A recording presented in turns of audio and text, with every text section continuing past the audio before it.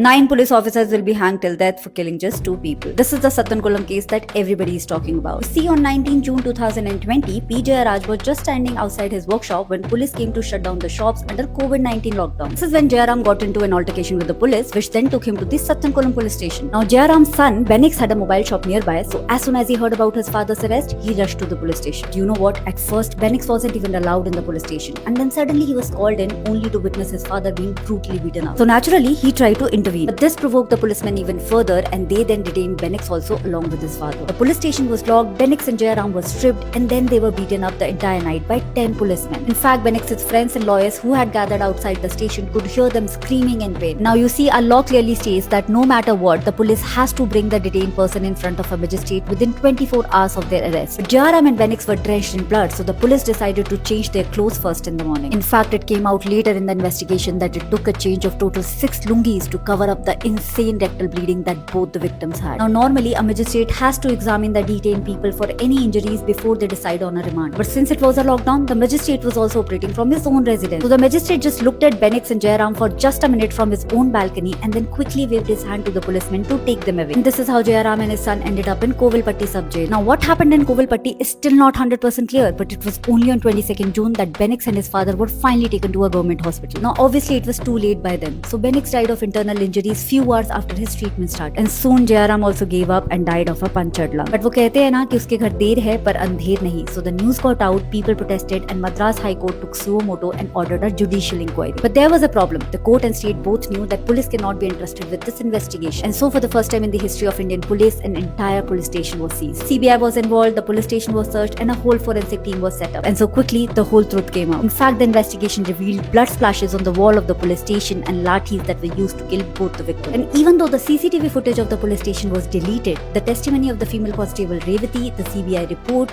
and the autopsy report of Jayaram and his son were enough for the court to consider this as the rarest of the rare case. And it makes me so proud to say that Judge Muthukumaran convicted these 9 policemen who killed Jayaram and Benix guilty of murder, wrongful confinement, and destruction of evidence. In fact, the court also ordered a compensation of 1.4 crore for the family of these victims. So yes, we should be happy that justice was served for Jayaram and his son, but there are so many more cases of police brutality that go unregistered every year. So the real question is that when protectors become perpetrators, then who do we turn to? Anyway, I hope this video helped you. I'll see you next time very soon. Until then, Jai Hind.